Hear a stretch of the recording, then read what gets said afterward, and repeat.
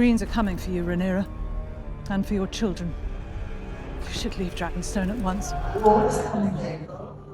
We must collect Rhaena and leave Dragonstone at once.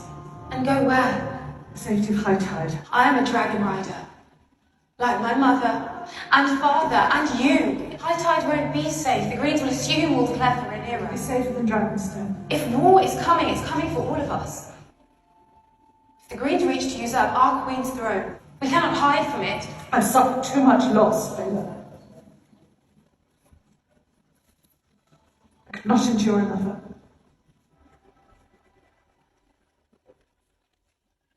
Do you think I jest? Then they must be answered with fire and blood. I just saw my daughter for the first time in years.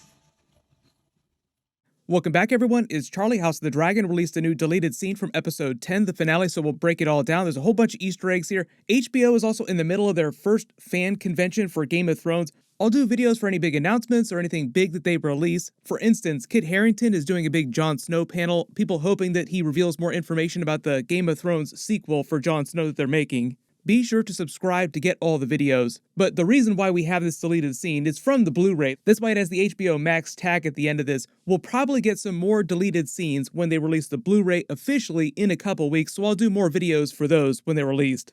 This deleted scene takes place much earlier in the episode after Rhaenys has come to Dragonstone on her dragon melees to warn Rhaenyra and Daemon about the Greens naming Aegon II king during episode 9 in the Dragon Pit, planning to kill her entire family. All of her children, anyone that's part of her side of the family, like the Blacks basically, to prevent any other claims to the Iron Throne. It was a very common practice for royal families to do things like that, basically kill anyone else that could potentially challenge the succession. And in the map table room while she's revealing all this, she basically tells Rhaenyra, get the hell out of here, get off of Dragonstone with your family while there's still time. Rhaenyra goes into early labor with her and Daemon's daughter Visenya. And while she's in labor, because you can hear her screams of pain in the beginning of this deleted scene clip, Daemon is with the Black Council, or what will become the Black Council, Rhaenyra's version of the Small Council, trying to do everything he can to ignore Rhaenyra's screams of pain. Everyone around him is kind of looking at each other like, what are we going to do about this? Like, Rhaenyra's screaming in the background, we can barely concentrate. Don't you want to go help her? And he's just doing everything he can to try and ignore it. And while that's happening, Rhaenys goes immediately to Baela, her granddaughter who she'd been fostering for the past 6 years in the time jump between episode 7 and episode 8. Remember, she kept Baela with her on High Tide that whole time. Baela's twin sister Rhaena had stayed on Dragonstone with her father, Daemon, in Rhaenyra's family. She tells Baela the exact same thing she told Rhaenyra, time to get the hell out of Dodge, war's coming, and as she explains, she just can't stand to lose any more of her family, her loved ones. She lost her daughter Laena, who is Baela and Rhaena's mother. Everyone but Rhaenyra and Daemon still think that Laenor died too, so she thinks that her son died as well. Remember, Laenor didn't want to have anything to do with what was happening with the Greens. He didn't want to even be part of this family. He wanted to wait out, and Rhaenyra needed more support from someone like Daemon, which is why they tried to kill those two birds with one stone by faking his death so that he could escape and do whatever he wanted to, live a free life. I've already talked about him potentially coming back in a later season, because there's this whole idea that another Valyrian, who's supposed to be the bastard of Corlys Velaryon, surfaces. They could just say that Laenor is that bastard, and he's pretending to be someone else. And also, when she's talking to Baela, saying let's get out of here, she also still thinks that her husband Corlys Velaryon might still die, because he's been recuperating on the edge of death for a long time when this is happening. Later in the episode, she does get word that he's come back to consciousness, but he's very weak, like he's still on the edge of death, and she rushes back to be with him and yell at him a lot. She was mostly pissed at the thought of her entire family being gone, but she's also mad at him for bailing on the family right after Laenor's perceived death, because immediately after Laenor died, if it wasn't clear, Corlys took off to the Stepstones and has basically been waging war down there for the past several years. The only reason why he stopped is because he almost died and was forced to recuperate. Otherwise, he'd still be down there. And because you got so little of the girls, Baela, Rhaena, even their mother, Laena Velaryon, and what they were trying to do with this scene was show you more of Baela's personality, because in the Fire and Blood book that they're adapting for the story, it's written that both Baela and Rhaena had a strong desire to join Rhaenyra's boys, who they were betrothed to, Jacaerys and Lucerys, on their dragons when it came time to make preparations for war, go around the realm securing support from the other great houses. And even though Baela is meant to be a little more hardcore than her sister is, both the sisters are kind of like this. And they're meant to take after their mother, like their personality is meant to be similar to their mother's, Laena, full of fire, to make another Targaryen metaphor. And if it wasn't clear by the events of episode 9, Laena got all that from her mother, Rhaenys. You literally see her walking around here wearing her full Targaryen armor. Even though we make all the jokes about her being the queen who didn't burn them all, during episode 9, her big power move to crash the Green's coronation, literally and metaphorically, is also just part of her personality, like to go big like that when things get crazy. The whole idea through season 1 is they want to show you her personality, what she might have been like if she had been queen, like she's the queen who never was, had she been queen, versus Viserys. All the things that she does, the way that she reacts to situations, seem like much more traditional of what you would expect from a king or queen to do, as opposed to Viserys, who most of the maesters in the books after this view as a relatively weak king in like the grand scheme of things. Viserys' whole thing is that he was coming off the back of Jaehaerys' reign, and Jaehaerys was a peacetime king, and the realm had experienced 50 plus years of prosperity. So when Viserys became king, he wanted to keep the good times rolling, so to speak, so he did everything he could to avoid any kind of conflict, much to the detriment of the future of the realm. The way the Maesters record things later on in the timeline is that he is the person who's directly responsible for the actual Dance of the Dragons, like the events that led up to the Dance of the Dragons. Had he been a stronger king, made better decisions early on, none of that stuff would have happened. Even though Paddy Considine's performance as Viserys was amazing, like he did an amazing job as the character, but the whole idea is that the character himself was a weak king.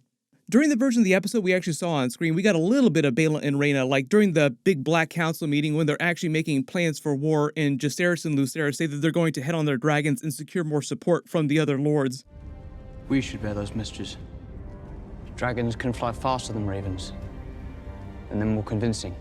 Send us. Baela and Rhaena stand next to them like, we're going to help too, and that's basically all you get. Ryan Condal said that there are all kinds of deleted scenes, like there's so much footage that they had to leave on the cutting room floor.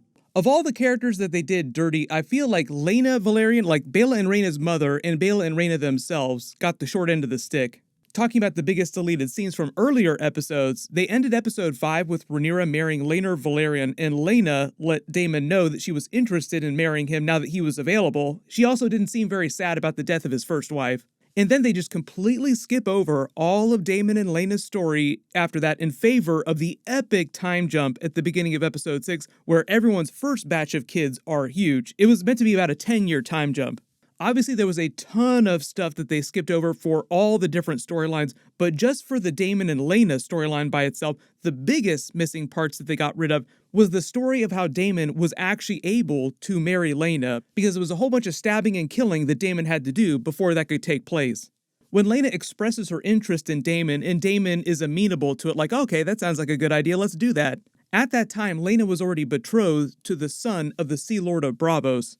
So Daemon's way of fixing this wound up being very similar to the way that Rhaenyra helped Laenor get out of their marriage later in episode 7.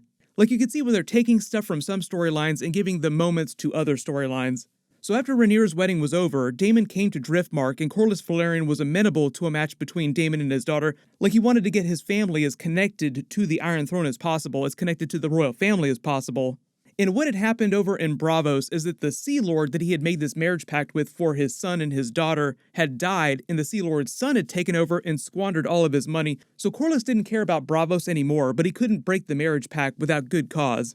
So Daemon went full rogue prince, like he pulled a very familiar move, where he comes to Braavos and he goads the Sea Lord's son into a fight, attacking him, and use it as an excuse to kill him. Say it.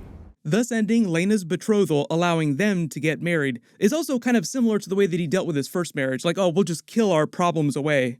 How do we get you out of this betrothal? Why don't we just kill the person you're betrothed to? Problem solved, like I said, in a very Daemon kind of way. So I think that they decided to get rid of that moment with Daemon and Laena because it was so similar to the twist that they were using for Laenor later on. And because they wanted such an epic, jarring time jump to so much later in the timeline. Like, let's just kind of hand wave over all this history here. And because of that, there's also this other huge deleted scene from Daemon and Laena's storyline where Laena claims Vhagar when she was much, much younger. So here's the thing with that too. There are also a couple minor book changes that they had with Alicent and Rhaenyra's character and some of the younger characters as well. They did the same thing during the original Game of Thrones series where they changed the ages of some of the characters.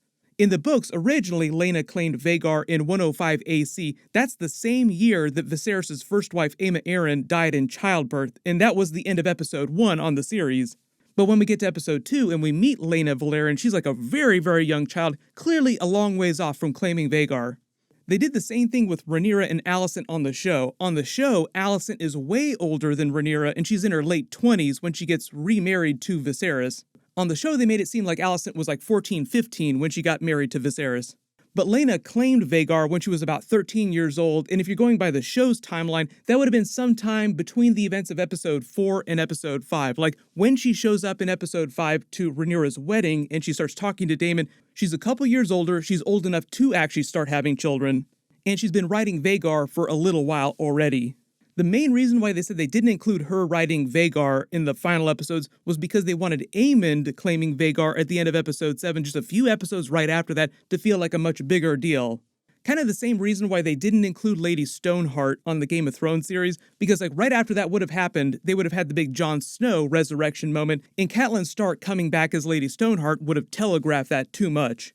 Like, Aemond was always going to be a much bigger character on the show in general to them through all the seasons, so they wanted to focus more on setting his character up, which is another side effect of them brushing through the story so fast. But the whole idea heading into season 2 is that the actual Dance of the Dragons begins. Like I said though, there'll be more deleted scenes when they release the Blu-ray in a couple weeks. It's actually coming out pretty soon, so I'll try to do videos for all that stuff when it releases. If there are any big questions or anything you spotted in the deleted scene that I didn't talk about in the video, just write them below in the comments. Everyone click here for my House of the Dragon Season 2 video and all my episodes, and click here for my House of the Dragon alternate ending and deleted scenes video. There are a whole bunch more deleted scenes. Thank you so much for watching, everyone stay safe, and I'll see you guys in the next one.